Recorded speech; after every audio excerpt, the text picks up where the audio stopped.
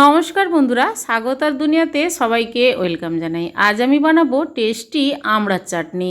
আমড়ার চাটনি আমি আজ যেভাবে বানাচ্ছি আপনারা পুরোটা দেখুন, আপনাদের ভালো লাগবে। আর 1 বছর এভাবে বানিয়ে রেখে দেবেন, ভালো থাকবে। সবার প্রথমে নিয়েছি 300 গ্রাম আমড়া। ভালোভাবে ধুয়ে পরিষ্কার করে ছোট ছোট করে কেটে নিয়েছি। একটা আমড়ার 4 পিস করে কেটে নিয়েছি। এবার গ্যাস অন করে কড়াই মধ্যে সর্ষে তেল দিয়ে দেব।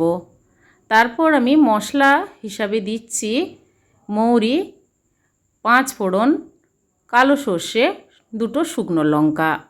তেলের মধ্যে এই ফোড়নগুলো দিয়ে দেব। গ্যাসের ফ্লেমটা হাই না করে মিডিয়াম ফ্লেমে কিছুক্ষণ নাড়াচাড়া করে নেব। তারপর সুন্দর একটা গন্ধ আসলেই কেটে রাখা আমড়াগুলো দিয়ে দেব।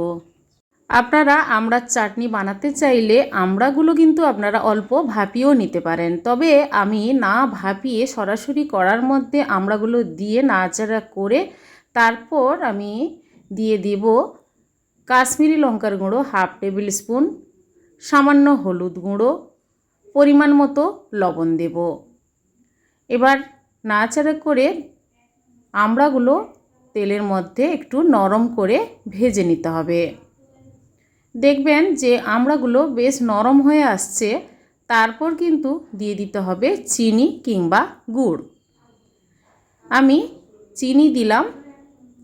দেওয়ার পর আরও 5 থেকে 7 মিনিট টাইম দিয়ে চিনিটা কিন্তু আমড়ার সঙ্গে ভালোভাবে গলিয়ে নিতে হবে। চিনিটা যত ভালোভাবে পাকাবেন কড়াইয়ের মধ্যে ততই কিন্তু আচার ভালো থাকবে। এবার একটা ভাজা মশলা তৈরি করে নিচ্ছি। শুকনো লঙ্কা, জিরে, ধনে, মৌরি একসঙ্গে আমি কড়াইয়ের মধ্যে ভেজে তারপর আমি গুঁড়ো করে রাখব। আমড়াগুলো চিনির মধ্যে ভালোভাবে মিশে গেছে।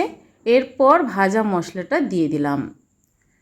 ভাজা মশলা দিয়ে কিছুক্ষণ নাড়াচাড়া করে গ্যাসটা কিন্তু অফ করে দিতে হবে। ঠান্ডা হয়ে গেলে তারপর যে কোনো কাঁচের জারের মধ্যে আপনারা এই আমড়ার চাটনি রেখে দেবেন, অনেক দিন ভালো থাকবে। তাহলে বন্ধুরা, আজকের এই আমড়ার চাটনি রেসিপিটি কেমন লেগেছে কমেন্ট করে অবশ্যই জানাবেন, লাইক করবেন আর আমার চ্যানেলটি বন্ধুরা সাবস্ক্রাইব করে নেবেন। পাশে থাকা বেল আইকন প্রেস করবেন। আমার চ্যানেলে যখন কোনো নতুন রেসিপি দেব আপনাদের কাছে নোটিফিকেশান খুব সহজে পৌঁছে যাবে।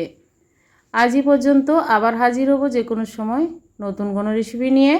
সবাই ভালো থাকুন, ধন্যবাদ। হয়ে গেছে।